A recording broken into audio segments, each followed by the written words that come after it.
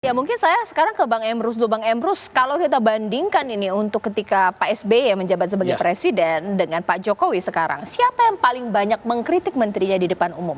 Pak Jokowi atau Pak SBY? Kalau menurut pengamatan saya secara sementara overall gitu ya, seharusnya dijawab dengan penelitian. Tapi saya berhipotesa lebih sering Pak Joko Widodo menegur menterinya di ruang publik. Tetapi jangan dianggap itu sebagai sisi negatif. Tetapi itulah menunjukkan bahwa Joko Widodo adalah pemimpin yang menurut saya apa yang ada di pikirannya, apa yang di kepalanya pada saat itu dia ekspresikan. Bukan berarti untuk menunjukkan bahwa pencitraan misalnya seperti itu. Karena saya melihat lambang komunikasi yang digunakan tanpa desain, tanpa direncanakan gitu ya. Tiba-tiba spontanitas dia mengatakan itu seperti itu. Saya memperhatikan itu seperti itu. Jadi kalau misalnya ada teman-teman mengkritik bahwa kenapa tidak dikritik di ruang publik, kurang etis. Saya terus terang mengatakan soal etika itu relatif. Kacamata mana yang dipakai? Saya bisa mengatakan itu etis. Menunjukkan kepada rakyat. Lihat, saya serius. Menteri saya saja pun saya tegur kalau tidak bekerja dengan baik. Oke, Mas Herzaki, kalau misalnya Mas Herzaki kita tadi sudah mendengar ya untuk membandingkan. Tapi kalau untuk zamannya Pak SBY ketika tidak puas atau tidak suka dengan kinerja menteri, bagaimana kemudian publik tidak tahu kalau misalnya publik tidak mendengar kritikan atau teguran kerasnya, itu bagaimana?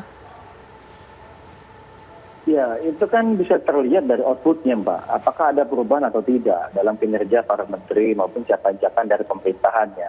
Katakanlah misalnya waktu itu, ya kan, pada saat misalnya sempat ada usulan undang-undang pilkada misalnya yang diubah menjadi tidak langsung, kan Presiden juga menawarkan masukan. Dan kemudian beliau mengambil minta pertimbangan dari para menteri, mengecek bahwa ini tidak pas. Makanya kemudian beliau mengambil kebijakan yang istilahnya itu mengambil ada diskresi gitu. Kemudian banyaklah contoh-contoh kebijakan-kebijakan lain yang beliau sampaikan juga gitu. Tetapi ini semuanya kenapa kemudian dilakukan hanya di internal? Karena bagi beliau yang bertanggung jawab keluar itu adalah hanya sosok presiden. Tidak bisa, mohon maaf ya Mbak ya, beliau itu bukan tipikal yang ingin menjadikan menterinya bulan-bulanan, publik ya, kemudian dia bersih gitu. Seakan-akan dia adalah orang baik sendirian dan yang paling benar. Tidak mau beliau. Karena bagi beliau as a team semua istilahnya itu bekerja bersama beliau dan tapi tanggung jawab ke publik, ke rakyat Indonesia itu adalah tanggung jawabnya beliau. Karena menteri itu beliau yang memilih gitu. Nah inilah prinsip dasar yang kami lihat yang seharusnya juga bisa dicontoh Bapak Jokowi menurut kami. Ya menteri itu kan tadi mohon maaf ujungnya kemana nih gitu kan? Ujungnya kemana? Ya misalnya dirasa kinerjanya kurang baik ya langsung saja adakan perubahan. Tapi lagi-lagi itu kan prerogatif presiden. Baik. Kalau Bang Henry, dari apa yang disampaikan oleh presiden menegur keras menterinya, apakah publik puas dengan ini? Atau mungkin tetap saja beli minyak goreng 50.000 per 2 liter? Atau mungkin Pertamax mahal atau bagaimana? Ada sebuah kata yang selalu nempel di Pak Jokowi itu, namanya citra. Jadi apa yang dia lakukan itu tidak bisa lepas dari pencitraan yang ujungnya adalah dia ingin menunjukkan dia punya reputasi yang baik. Jadi apapun yang dia lakukan larinya ke sana. Makanya polemiknya kan bisa ditegur di dalam ruangan. Kenapa mesti di luar?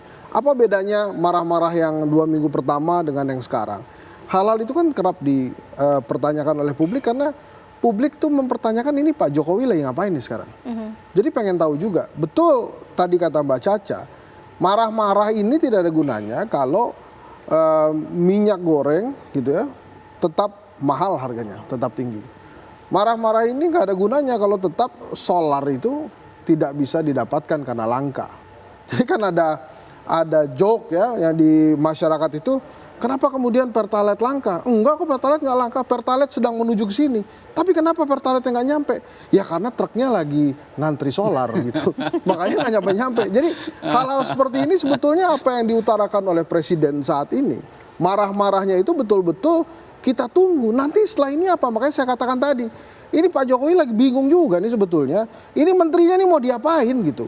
Sedikit boleh dimarahin diganti udah nggak cukup gitu ya, dimarahin nggak berubah-berubah. Nah terus kemudian kan ada juga beberapa menteri yang kita nih bingung, kok menteri ini nggak berani ditegur ya, misalnya Pak LBP gitu. Kok sedikit saja boleh tentang citra ini. Jadi gini, kita harus memisahkan orang menyampaikan pesan bertujuan untuk citra atau orang melakukan komunikasi menimbulkan citra. Oke. Itu berbeda. Baik. Kalau menimbulkan citra, citra bukan tujuan. Oke. Nah, kalau misalnya katakanlah citra tujuannya dengan marah-marah seperti itu, orang kan berpikir kenapa Baik. ditegur di ruang publik kan Iya, begitu. oke. Mungkin ke Mas Faldo. Marah-marahnya presiden tidak masalah, tapi tidak menurunkan harga minyak goreng bahkan juga Pertamax. Dan menterinya mau diapain, Mas Faldo?